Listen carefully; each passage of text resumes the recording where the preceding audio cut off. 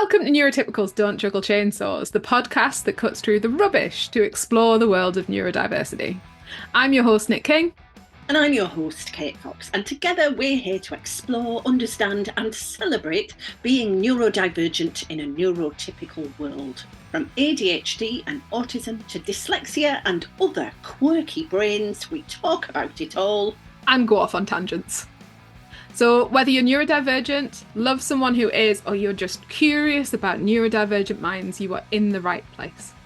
Let's get ready to juggle some words and maybe even a few chainsaws, metaphorically, of course. Hi everyone, welcome to our podcast with Nic King and Kate Fox, and it is called Why Neurotypicals Don't Juggle Chainsaws. An amazing title. That is your title. That is your phrase. And almost had to give birth to this podcast. Can you tell us why?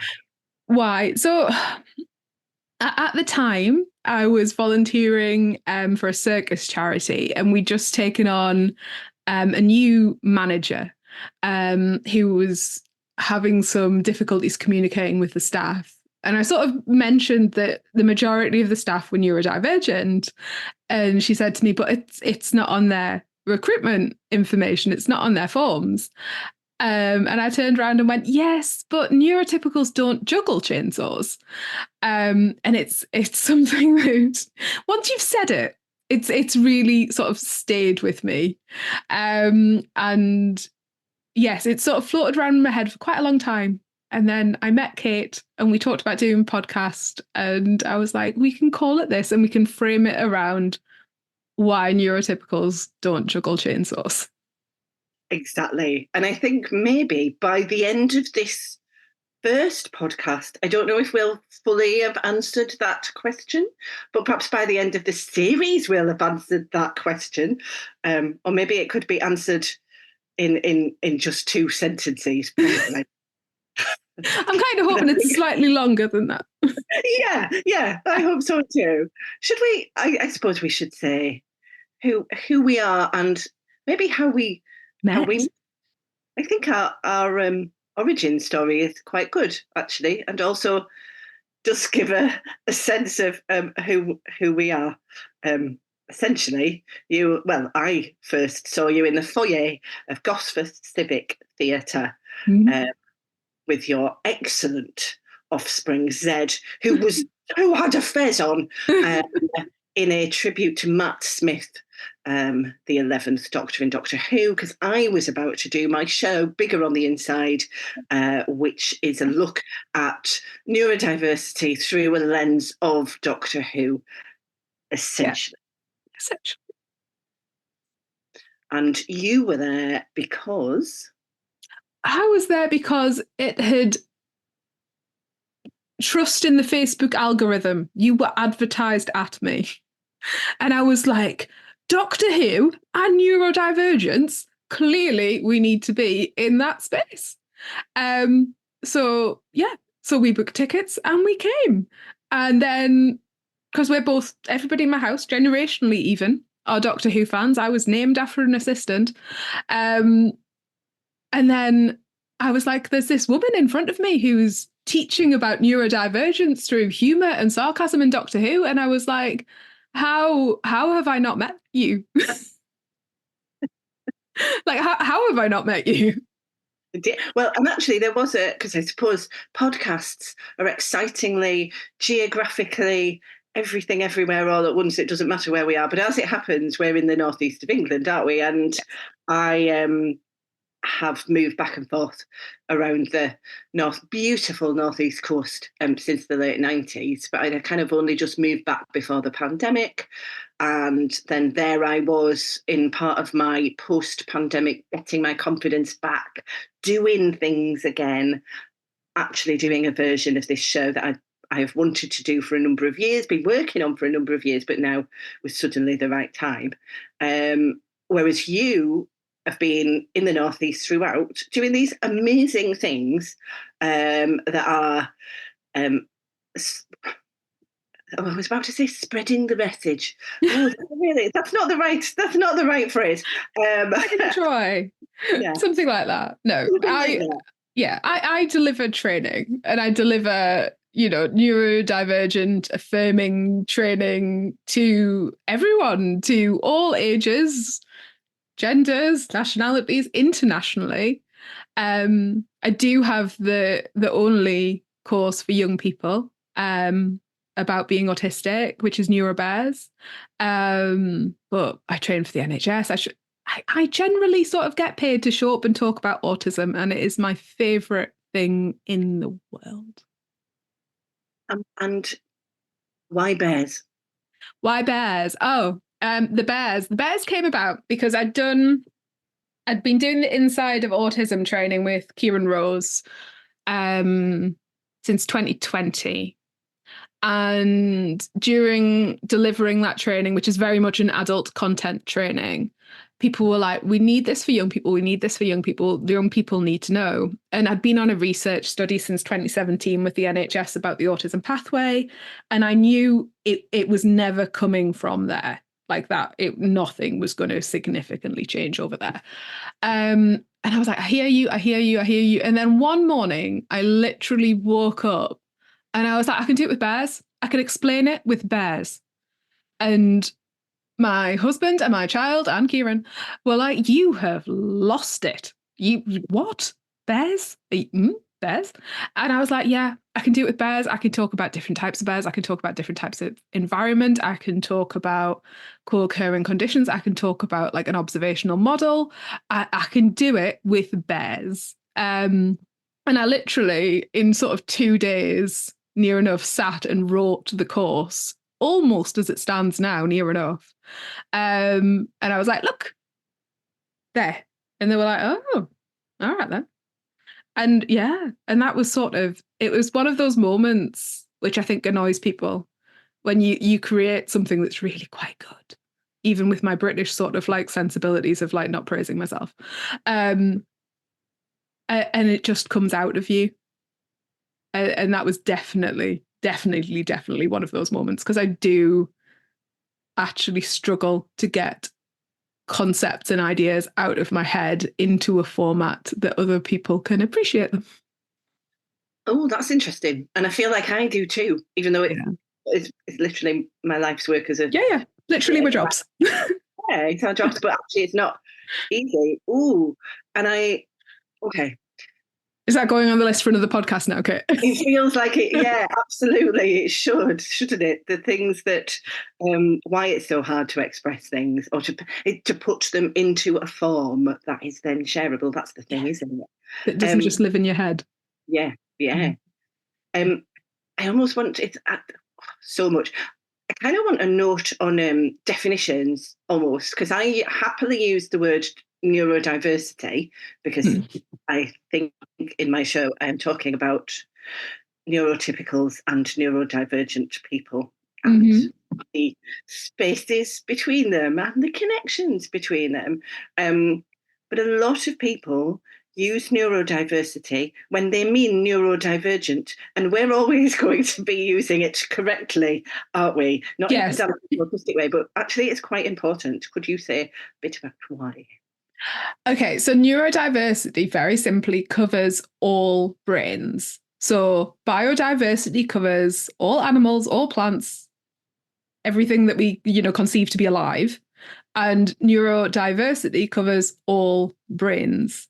If you have a brain type that is in the minority, so autism, ADHD, things that you were born with, but you can also have acquired neurodivergence if you've had some significant accident that's damaged your brain, or if you have a stroke. And then your brain type becomes significantly different to the majority of the population, you have an acquired neurodivergence. So a neurodivergence, or being neurodivergent, is having a brain type that is in the minority compared to the population. And yes, we will be using it correctly because, yes, not everybody's a little bit autistic. It's not how it works. Don't do it. Don't say it. And actually, you also use the phrase neurodivergent affirming. Now that feels important to me. At the moment, I'm thinking of it a bit like, so when I had a dog, I still have a dog, but he lives with my ex-husband, so I suppose he's a part-time dog. Bless him, Norbert. Anyway, not going to talk about Norbert. Spaniel, black spaniel, lovely ears, lovely ears. Anyway, we would go to cafes, and they would say dog friendly, but I was kind of, a lot of them that were dog friendly were just dog tolerating, really. Yes. And they'd be like, love your dog, but we're not going to give your dog a treat, and don't allow it in this area, and we're going to give a general, we don't really accept your dog as a full customer, not really. And for me, that difference between dog tolerant, which no cafes, it's not caught on as a thing, who knew, and dog friendly is a bit like the difference between saying, yeah, we accept that neurodivergence is a thing, just about, and neurodivergent affirming, which says, oh, thank goodness for the multiplicity and functionality of our beautiful world of variety and wonderful skill sets that merge and diverge. Thank goodness that we have neurodivergent people. That's the level that I would hope that everyone would be at, all services, all, but they're not, and they need to know and learn a significant amount more before they are. Yes, yeah. And I almost want to say, I mean, quite often they don't know the basics, but what would you say are the most important differences between the neurodivergent affirming view of people in the world and sort of, well, not? I think it's the difference between knowing autistic people exist and knowing how to welcome, work with, and communicate with neurodivergent and autistic and ADHD people, and that actually a significant amount of that needs to come from you and the environment that you create, and not from them. We don't need to be fixed. We don't need to sort of bend or become more resilient or any of those things. And there is absolutely a narrative that we need to sort of learn how to exist in the real world. And that's something we are absolutely going to explore in this podcast. What does the real world look like? And how are we preparing young people for the real world when we actually don't know what the real world is or what it's going to be? I've talked to you, haven't I, about how my upbringing was quite sort of neurodivergent affirming, and that my parents and my grandparents, although they did not know they were neurodivergent, they knew they were different.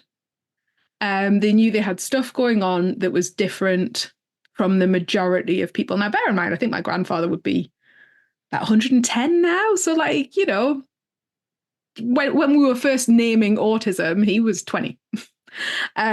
So, like, we're talking a very long time ago now. But he knew he was different from the majority of people, and he carved out a life that we would now call ND affirming.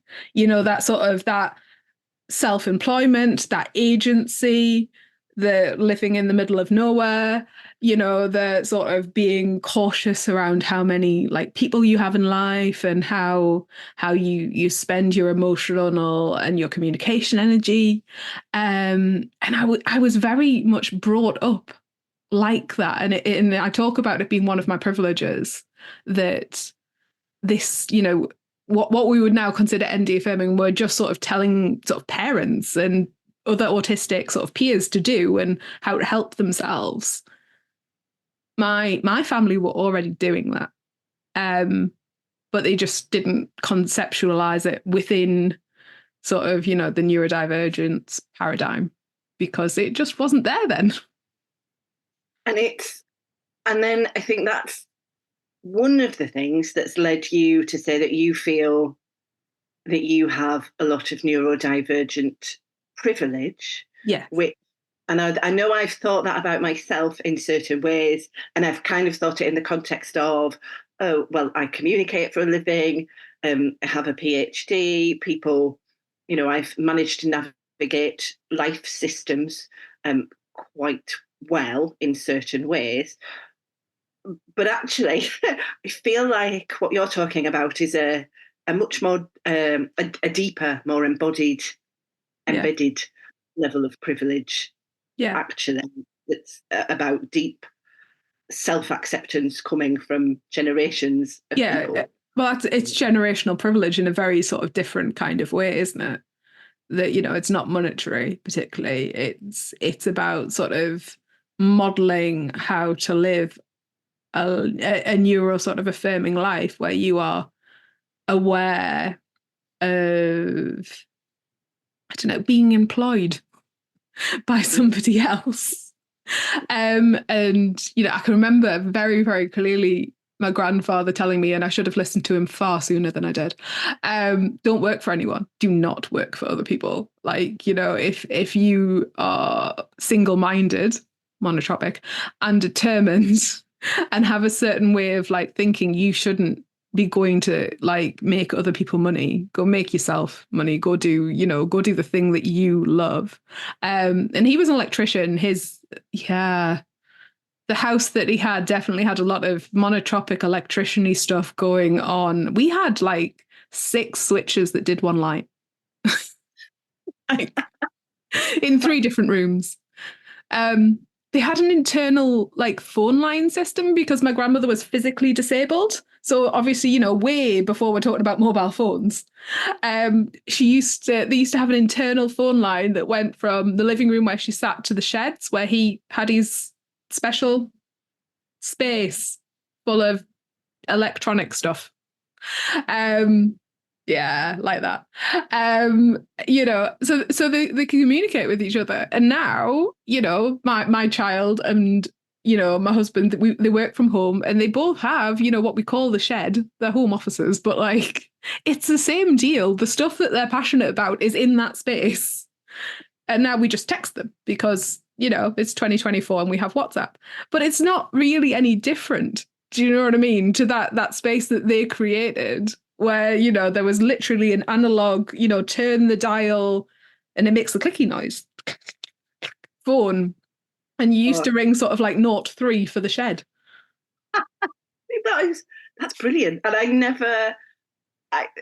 I've not, in the literature of autism, there is not at the moment a history, let's say a positive history or a sense of, look, these spaces, these people have always existed in this way, because of course the narrative is still so much around deficit and suffering. And it's not, I suppose it feels important as part of a balanced view to include, it's almost like trigger warning, some suffering will occur throughout this podcast. Yeah.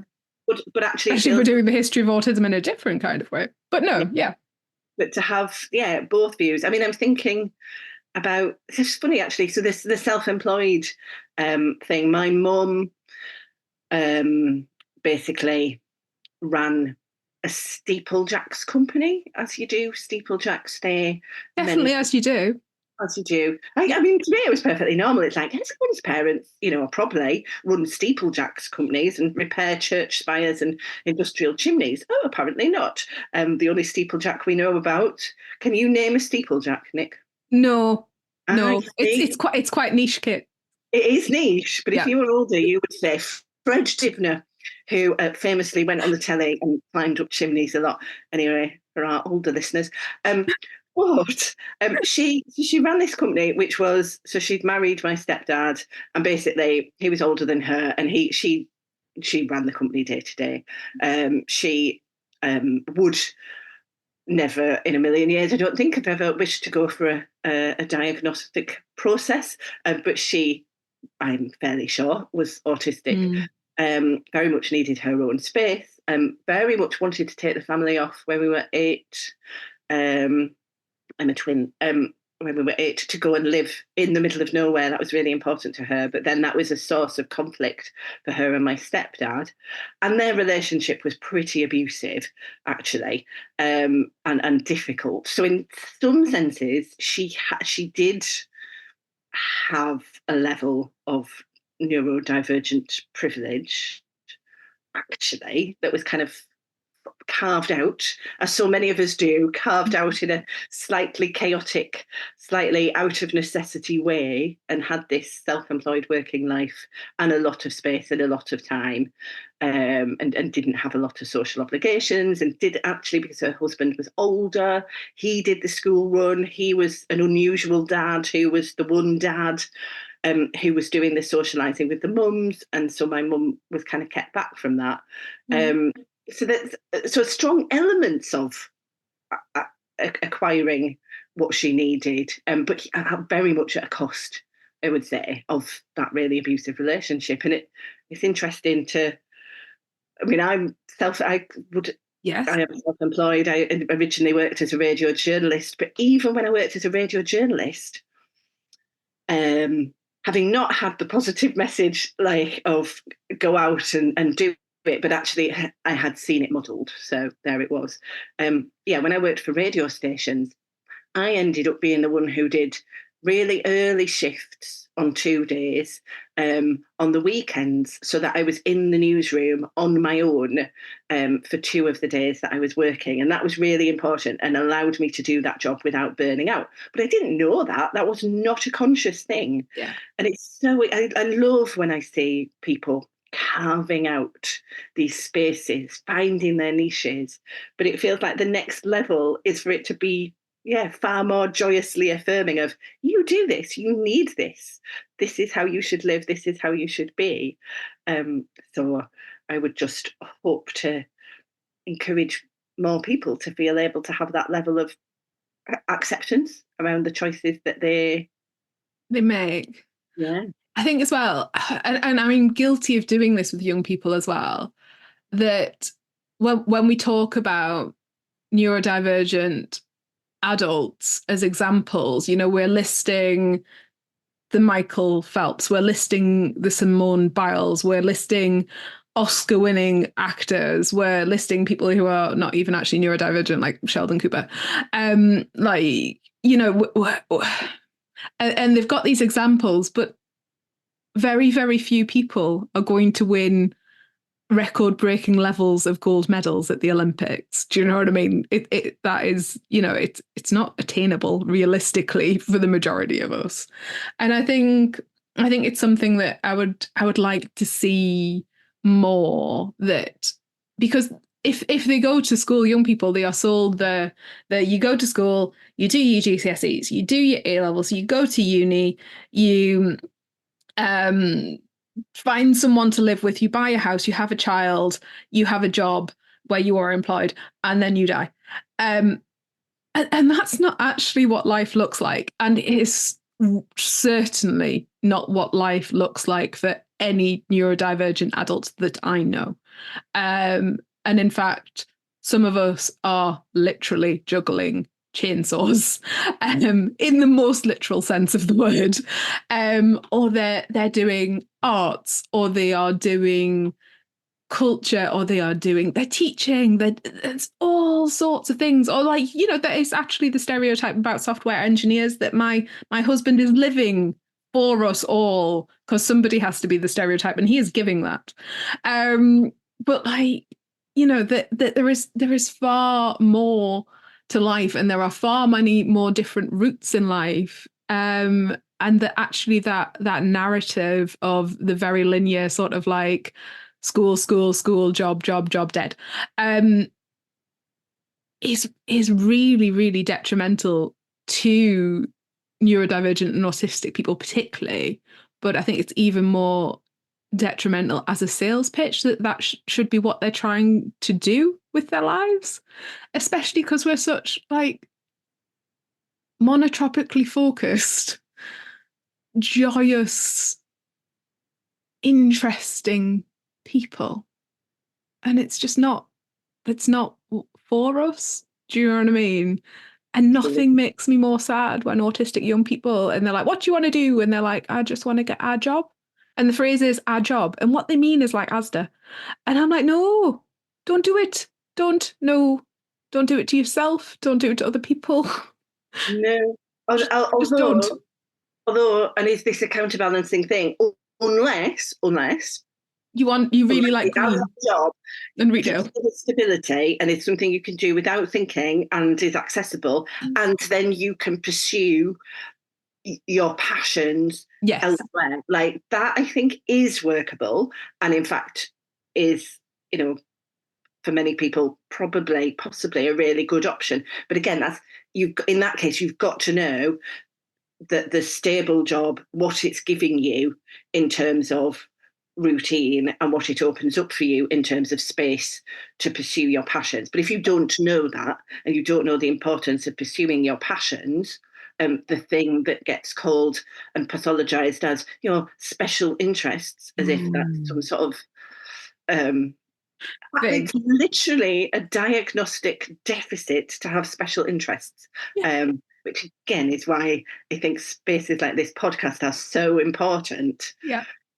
To counter that. But yes, no, I agree. There's nothing sadder than our job. And maybe we can explore, and maybe we could invite people who have like interesting sort of like passions that is what they do. And I'm not into monetizing your interests necessarily. I was at the theatre 2 nights ago, and I was sat next to a reviewer, and she was like, oh, if you come all the time, why don't you write reviews? And I was like, no, this is not the thing that I am monetizing. This is something that I do for an entirely different reason. This is my downtime. And I'm not making that into a job. But on the other hand, talking about autism, I've entirely made into a job. Yes, yeah. And part of both our respective neurodivergent privileges, I suppose we have both actually have monetized our passions. I'm noting the time, and that there are approximately, because we don't want to make these podcast episodes too long, do we? Apart from, too many words for people to process. You were more practical as well. You were saying, it'd be nice for people to be able to listen on their way to. I want them to be able to fit it into a dog walk or a school run or, a journey, or like the half an hour that you can snatch out of your day. So yeah, we're desperate to sort of like keep them vaguely succinct, which is very difficult for me and Kate because we talk a lot. So you're just going to get like lots. We're hoping to do them fortnightly, or at least release them fortnightly. And yeah, loads of ideas about sort of the things that we've talked about today, about sort of how you can have a neurodivergent, affirming lifestyle and what that looks like. And yeah, lots of things.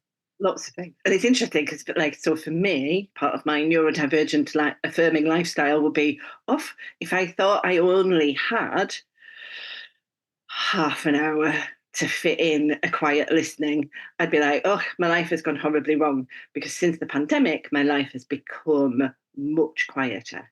But my life is quite quiet.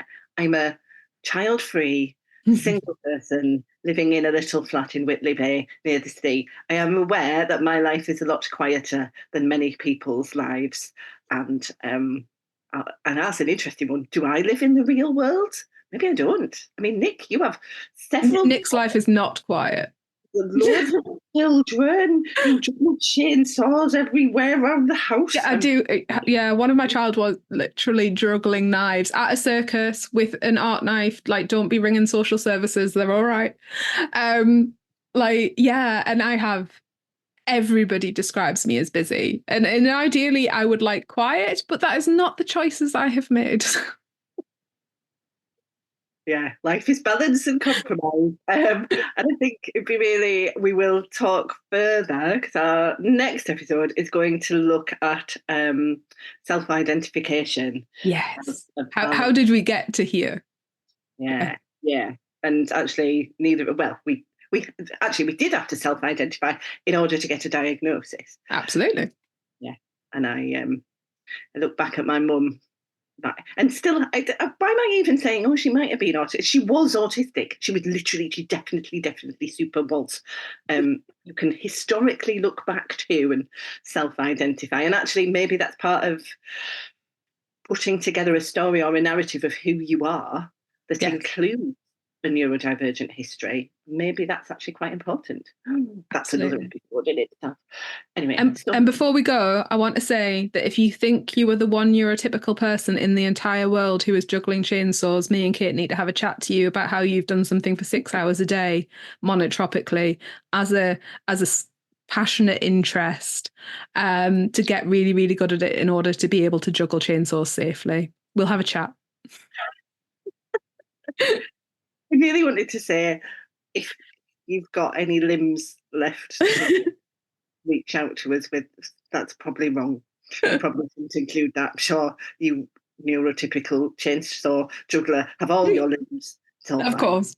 Yes. And on that note. Yes. We shall see you in a fortnight. Thanks for tuning in to Neurotypicals Don't Juggle Chainsaws. We're so glad you joined us today to explore the fascinating world of neurodivergence with your hosts, me, Nic King. And me, Kate Fox. If our conversation sparked a thought, a question, or even a smile, don't keep it to yourself. Drop us a line at hello@neurotypicalsdon'tjugglechainsaws.co.uk or visit our website, neurotypicalsdon'tjugglechainsaws.co.uk to write in. We'd love to hear from you.